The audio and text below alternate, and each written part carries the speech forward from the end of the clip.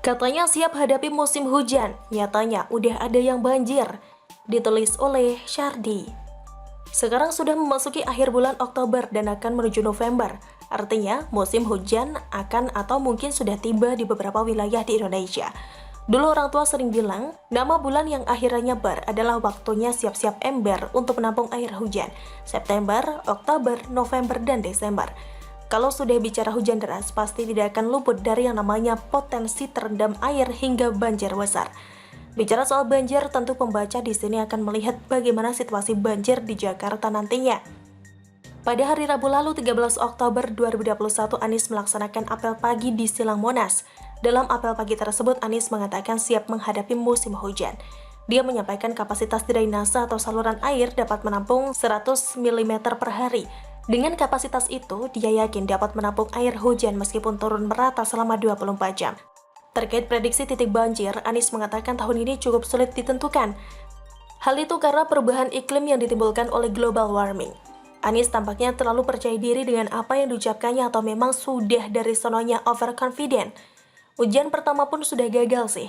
Pasalnya pada Senin kemarin hujan deras yang hanya berlangsung selama 30 menit membuat warga Kebon Jeruk Baru, Jakarta Barat kembali kebanjiran. Aktivitas warga jadi terganggu akibat banjir setinggi sekitar 70 cm ini. Bahkan hanya dalam sepekan, sudah 4 kali banjir merendam wilayah tersebut sehingga aktivitas mereka terganggu. Hujan pertama saja sudah dapat rapor merah, belum lagi nanti hujan deras merata di seluruh wilayah Jakarta. Memang bakal terjadi banjir, tapi kita tidak tahu apakah bakal lebih baik atau makin parah dari tahun-tahun sebelumnya. Melihat cara kerja Anies menangani banjir, siap-siap sajalah. Naturalisasi masih simpang siur, anggap saja tidak beres. Mengingat kalau program ini beres, Anies bakal lari kencang ke depan untuk pamerkan prestasi dan hasil kerjanya. Ini dia diam-diam saja sih. Artinya belum selesai atau mungkin tidak dikerjakan sama sekali. Sumber resapan juga jauh dari target. Awalnya sangat bombastis, target membuat 1,8 juta sumur resapan selama 5 tahun kepemimpinan Anies. Tapi semua itu ibarat kayak candaan karena nasibnya sama seperti program rumah DP 0 rupiah.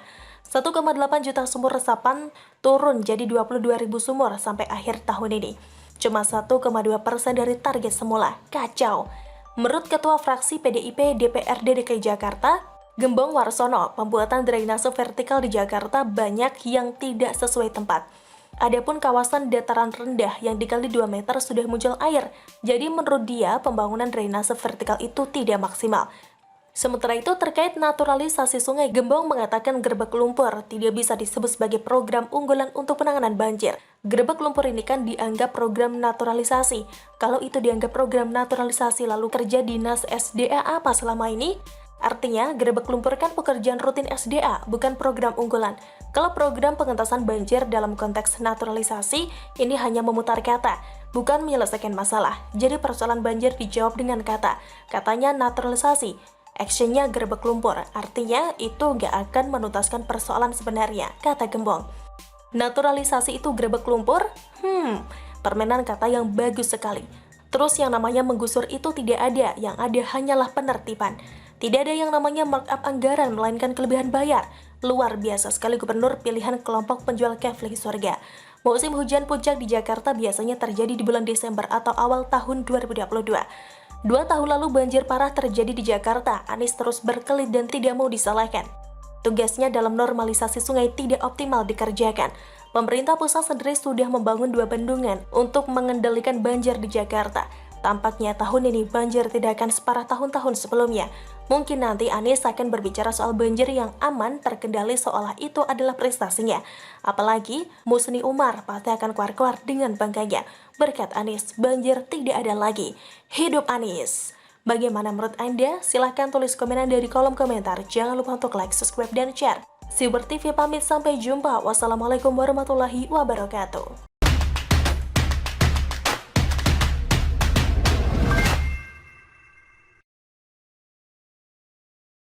Beasiswa membandingkan kinerja Jokowi versus SBY bikin Demokrat mingkem.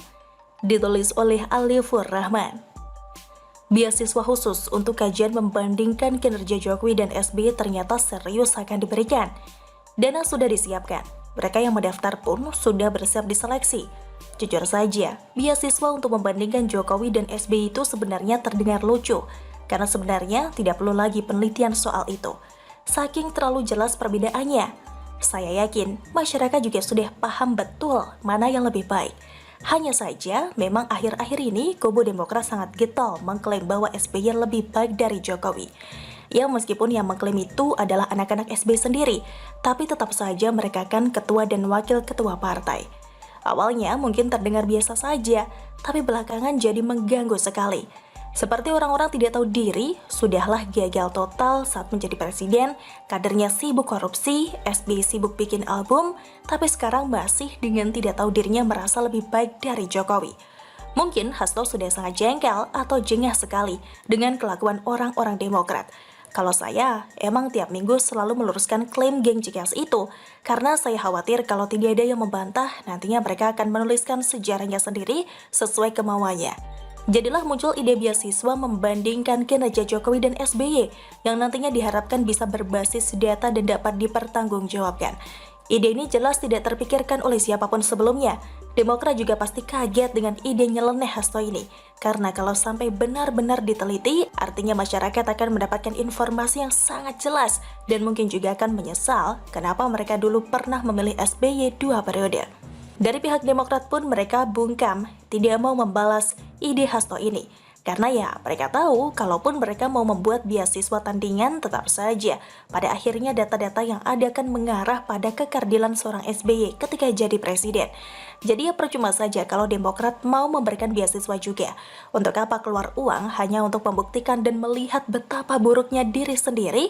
Selain itu, beasiswa ini juga bisa jadi pelajaran politik yang berharga bagi adik-adik mahasiswa, agar mereka bisa melihat betapa sangat jauh sekali perbedaan Jokowi dengan SBY dari semua sektor, entah itu pembangunan, pendidikan, sosial, dan kesehatan.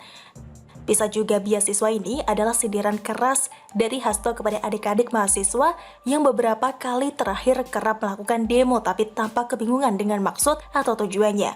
Mereka seperti tidak tahu sedang berdemo dan menuntut apa. Yang mereka tahu Jokowi harus mundur. Kalau ditanya apa alasannya, ya gak tahu. Maksudnya, daripada kalian demo gak jelas, mending belajar saja. Toh sudah ada beasiswa yang disiapkan. Mana tahu setelah melakukan penelitian, para mahasiswa itu bisa lebih bersyukur dan bangga. Karena kalau kita perhatikan dari banyak demo-demo mahasiswa, orasi yang mereka sampaikan sebenarnya relatif sama. Tidak ada kebaruan isi dan tuntutan. Bertahun-tahun pidatonya selalu begitu. Ya, mungkin ada sedikit modifikasi, tapi selebihnya sama saja. Malah kalau saya baca tuntutan mahasiswa itu sudah sejalan dengan apa yang sudah dikerjakan pemerintah dan bahkan beberapa isu sebenarnya sudah selesai.